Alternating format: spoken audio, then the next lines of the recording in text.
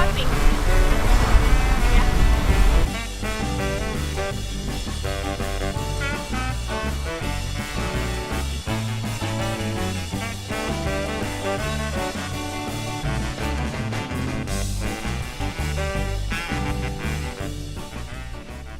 They named this pump Blackburn. Do you think they knew what the future of this pump was going to be? It lived up to its namesake. We found it on the side of the road, and I think it might have been through the fire that burned last year. Yep. The end.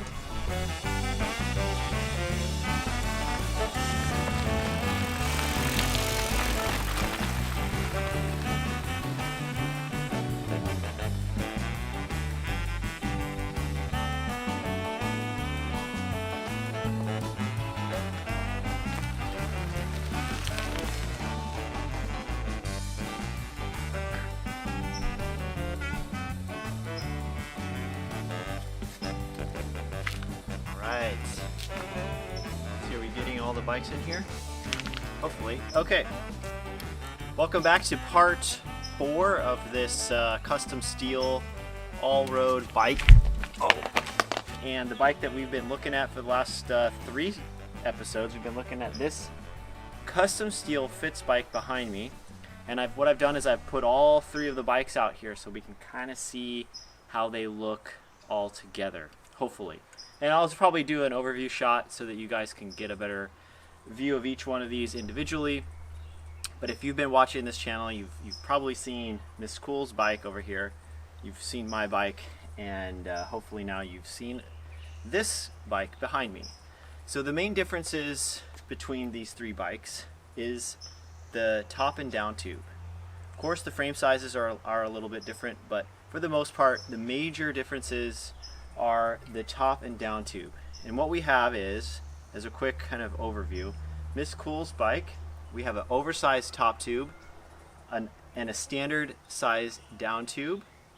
This custom Fitz bike here has a standard top tube and an oversized down tube, and then my bike behind me here is a standard. So standard top tube, standard down tube. And what I was looking at or really interested in when I asked John if I could borrow this bike was the difference between with having a bike with an oversized down tube versus these other 2 bikes that I've ridden. So I've ridden Miss Cool's bike, and I did a video on that, and I've done a lot of videos on my bike. But I was curious, how does the oversized down tube change the ride characteristics of the bike?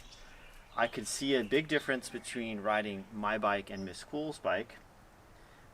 Miss Cool's bike has a much stiffer top tube, but it also has a very flexible down tube. So it has similar pedaling feel, like as you're pedaling and you feel that bottom bracket kind of swaying a little bit. You feel that with Miss Cool's bike similarly to what you feel on my bike, but the difference being the top tube feels more stable. And we loaded it up, and I was not able to get it to shimmy. And since Miss Cool's has been riding it, she's lighter than I am anyway, so there's probably not a chance for her, even with bike packing bags on here, for her to get it to shimmy. So that's a really good setup for the kind of riding she wants. She wants a one bike, does it all type of thing. It can, do many things. And I'm on I carry a slightly different philosophy. I like having multiple bikes, each bike having kind of its set of things that it does well. So this bike is a good randoneering bike. It can carry a little load on the front, but if you weigh it up too much, it starts to get real flexy, and you can't ride it down a fast hill no-handed. And also you will feel a little bit of that handlebar movement when you're riding with that much weight on it. But it's a very plush ride, and it has a very flexy fork on it, and so it's really good long distance. It's good on rough gravel roads. So it does those things really, really well. Then comes this bike, and this sort of is in between these 2. It has the stiffer bottom bracket area, so it feels good when you're pedaling. It doesn't have a lot of lateral sway at the bottom bracket, but yet it doesn't feel too stiff either. The top tube is more flexible like this bike. It's definitely not as stiff at the handlebars laterally as Miss Cool's bike is, but it has a stiffer ride than this one does. So it's interesting how the down tube stiffens up the bottom bracket, but it also stiffens up this head tube a little bit. The head tube where the handlebars are. I'm not sure how to describe this. This is a complicated, these are sort of feelings that I get when I'm riding it.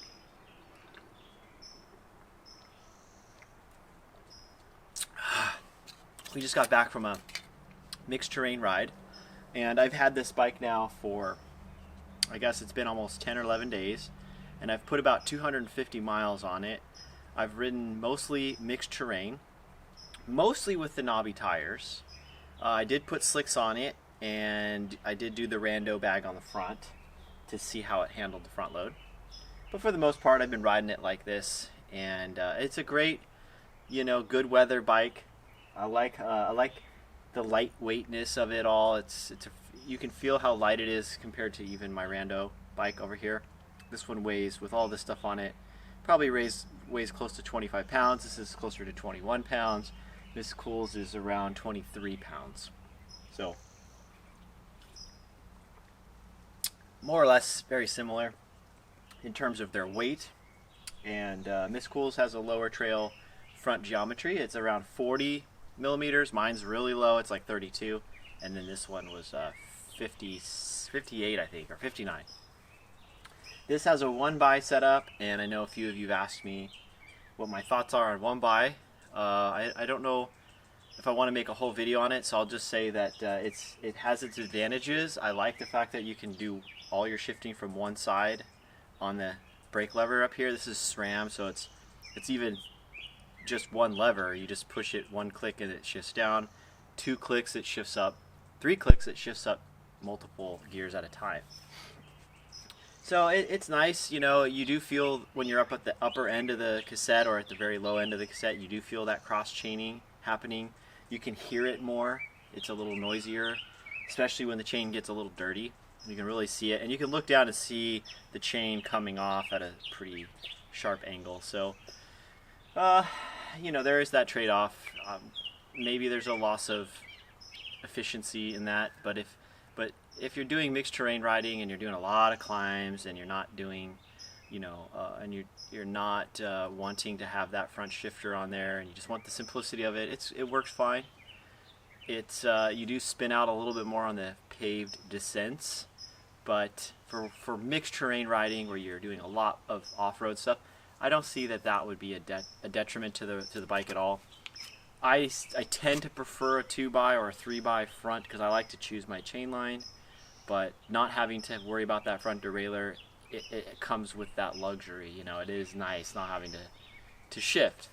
But you got to prepare for the cross chaining. I don't know. Some say that the chains won't last as long. I won't know that because I won't get to ride this bike that long, but that's what I've heard. So overall, 1x has advantages and it has disadvantages, but that is bicycles in a nutshell. They all have pros and cons, and some are good at this and some are good at that. So anyway, as far as the handling, the riding feel, these all 3 bikes feel very, very similar. Now these are all really thin tube steel bikes. This has a 747 top tube, and so does that, but that's oversized. Mine has a 757 top tube, but it's a standard diameter. This is an 858 down tube. I believe mine is actually an 858 down tube, and I think Miss Cool's is actually the thinner down tube. I think hers is 757. I believe. I have to go back and look at the notes, but I think hers is even thinner. And yet, it feels more like my road bike as far as the stiffness goes and the way the handling feels. But the bottom bracket does feel a little more flexible when you're climbing, especially out of the saddle. This one feels really good out of the saddle. That's this one with the oversized down tube. I like the way it feels climbing out of the saddle. It doesn't flex as much, but it still has a little bit of flex up at the handlebars. And then my bike back here does everything. It flexes everywhere. It has flexible out of the saddle. It's flexible. It's just very flexible. Yeah, I think it's interesting to be able to do this. I think the one missing piece to all of this so far is I would really like to try now that I've been riding this bike, I'd really like to try oversized down tube, oversized top tube. I want to know if that takes it too far. Does that make the bike too stiff? And I mean oversized top tube with a 747 wall thickness, so a thin oversized top tube. I think for me that would really kind of put it all together, and then I would know how it affects the ride. I would worry that it would be too stiff, but maybe it's not. Maybe it would be actually perfect, because it would give you the stiff enough for shimmy, so you don't have shimmy, and it would possibly still be flexible enough to feel really smooth. And of course, I've ridden other steel bikes that have thicker tubing, so I have a sense of what those are like. All three of these are very close to each other in terms of that smooth steel ride that you expect out of a very thin-walled steel tube bike. So, I don't know what else to say about the flexibility other than these are very interesting experiments to run. And if I were, maybe you want to know, if I were to choose right now of these three bikes, which tube set would I pick?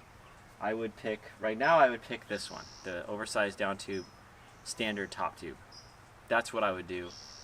I like Miss Cool's, but I think because the bottom bracket's still a little too flexible, I would probably still prefer this over hers, but hers would be a close second, and then I think I would pick mine.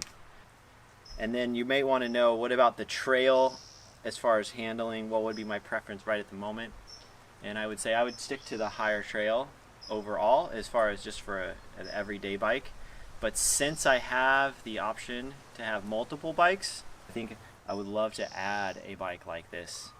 But if I could only have one, then I would say I'd probably have this higher trail if I could only have one. So, it just feels more intuitive for most of the riding I do. And I don't think, I could, if I moved to a wetter place and I really had to have the fenders on all the time, I guess I'd probably choose that. But since it's really decent weather where I live most of the year and you don't have to have fenders, then, it makes more sense to have this if I could only have one bike. But like I said, I don't want to live a life where you can only have one bike. That's depriving yourself of joy. So that just won't happen. So I think I will always keep this kind of a low trail randoneering bike in my stable of bicycles. Alright, well, I'm going to sum it up there and say thank you all for watching, and if there's anything else you would like me to talk about on these bikes, I'm going to have this bike for one more ride. That's tomorrow, and then I'm going to be giving it back to John. Unfortunately, it's going to be a sad day for me, but I could do a follow-up video if there is something you're interested in knowing more about. But so far, those are my thoughts, and yeah. So anyway, thank you all for watching, and we'll see you in the next video.